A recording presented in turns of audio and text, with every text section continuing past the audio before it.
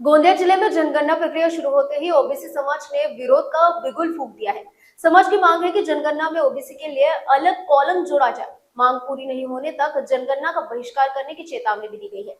गोंदिया जिले में जनगणना को लेकर ओबीसी समाज आक्रामक नजर आ रहा है। समाज का आरोप है कि वर्तमान जनगणना प्रक्रिया में ओबीसी वर्ग के लिए अलग कॉलम नहीं रखा गया है, जिससे उनकी वास्तविक जनसंख्या और सामाजिक स्थिति सामने नहीं आ पाएगी।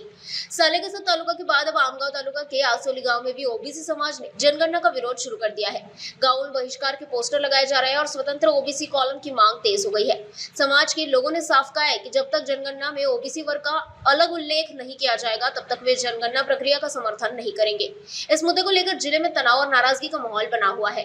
स्वतंत्र भारताला होऊन सुद्धा म्हणजे एवढे वर्ष होऊन सुद्धा आपल्या ओबीसीची जनगणना होत नाही। तर आम्हाला हेच म्हणजे केंद्र सरकारला प्रश्न विचारायचा आहे की भैया हा ओबीसी इतर भारतीय लोक नाही आहेत का बाहेरून आलेले आहेत? हाच प्रश्न आहे। एवढे वर्ष होऊन सुद्धाही आमची जनगणना होत नाही, आम्हाला प्रतिनिधित्व मिळण्याची संधी मिळत नाही।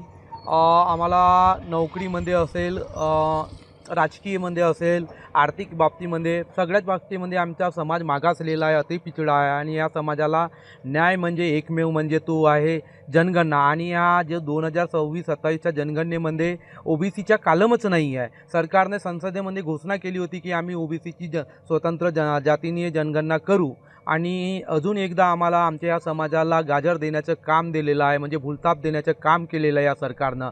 म्हणूनच आम्ही ग्रामपंचायत आसोलीच्या वतीने आम्ही जाहीर निषेध करत आहोत। आणि हे जे फलक लावलेले आहेत हे गावामध्ये म्हणजे आता अदामदामध्ये आम्ही फलक लावण्याचं काम करणार आहोत, आणि येणारा जो जनगणनेला आहे आम्ही त्याचा विरोध दर्शवणार आहोत। भारत हा जगामध्ये सर्वात मोठा लोकतांत्रिक देश आहे।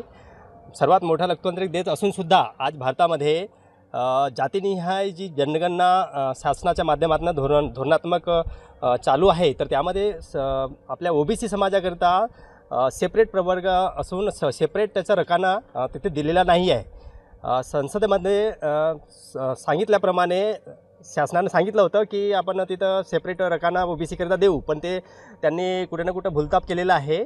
तर अशा प्रकारे इथं धोरणात्मक आपल्याला ओबीसीचा छळ कुठे ना कुठे राजकीय शैक्षणिक छळ होत आहे। म्हणून कुठे ना कुठे आपल्याला इथं समोर जर का आपल्या मागण्या पूर्ण झाल्या नाही तर मोठा आंदोलन आपण करणार असे मी तुम्हाला सांगू इच्छितो।